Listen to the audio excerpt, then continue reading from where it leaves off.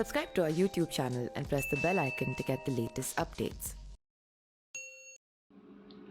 नमस्कार, मेरा नाम पिंटू सिंह यादव है और आप देखना शुरू कर चुके हैं न्यूज लाइव। दोस्तों, उत्तर प्रदेश की सुभाषपा पार्टी के प्रमुख ओम प्रकाश राजभर भले ही एनडीए का हिस्सा हो गए हैं, एनडीए के साथ उनकी पार्टी का अलायंस हो गया है, लेकिन मुश्किलें आए दिन लगातार ओम प्रकाश राजभर को कहीं न कहीं लेकर आती नजर आती है।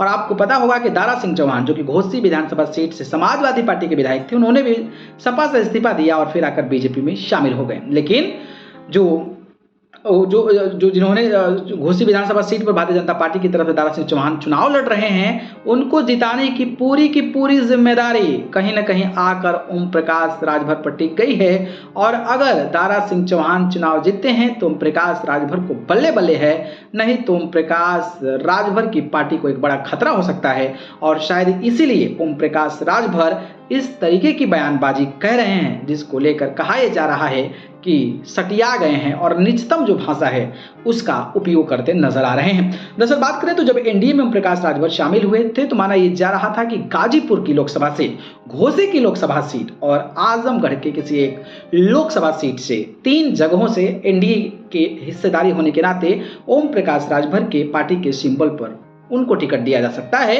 और इस कड़ी में चुनाव से पहले अग्नि परीक्षा कहीं न कहीं राजभर को लेकर है कि घोसी विधानसभा सीट दारा सिंह चौहान को अगर जिताने में कामयाब हो पाते हैं तो बल्ले बल्ले हैं, और नहीं हो पाते हैं तो फिर बीजेपी ओम प्रकाश राजभर के साथ खेला कर सकती है। और शायद इसीलिए दारा सिंह चौहान को जिताने के लिए वो कोई भी कर कसर छोड़ नहीं रहे हैं और विरोधियों पर जमकर निशाना साध रहे हैं। उन्होंने अखिलेश यादव को लेकर पिछले दिन एक बयान दिया था और बयान में उन्होंने जानते हो क्या कहा था? उन्होंने ये कहा था कि सैफई पहुंचा देंगे अखिलेश यादव को, अगर अखिलेश यादव को सैफई नहीं पहुंचाए तो मैं असली माँ बाप का औलाद नहीं। सोचिए, इस तरीके के बयान। मान लीजिए हार गए तो फिर क्या होगा, इसका क्या असर होगा?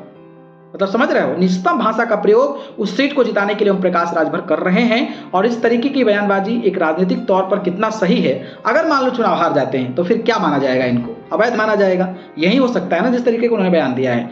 तो इस तरीके की बयानबाजी से मुझे लगता है कि नेताओं को बचना चाहिए। बाकी अपना कसर छोड़ रहे हैं, वहीं फिर हार होगा तो फिर आगे कहेंगे कि चुनाव है। बोला जाता है, जैसे अखिलेश यादव के साथ उन्होंने बोला था चल सन्यासी मंदिर में योगी आदित्यनाथ को, और अब ये इतना ज़्यादा हो गया है उनके लिए कहीं ना कहीं घोसी विधानसभा सीट जितवाना किस तरीके की भाषाओं का इस्तेमाल कर रहे हैं। बाकी आपको क्या लगता है, किस तरीके का इस्तेमाल भाषा करना चाहिए? कमेंट बॉक्स में जरूर बताइए। धन्यवाद।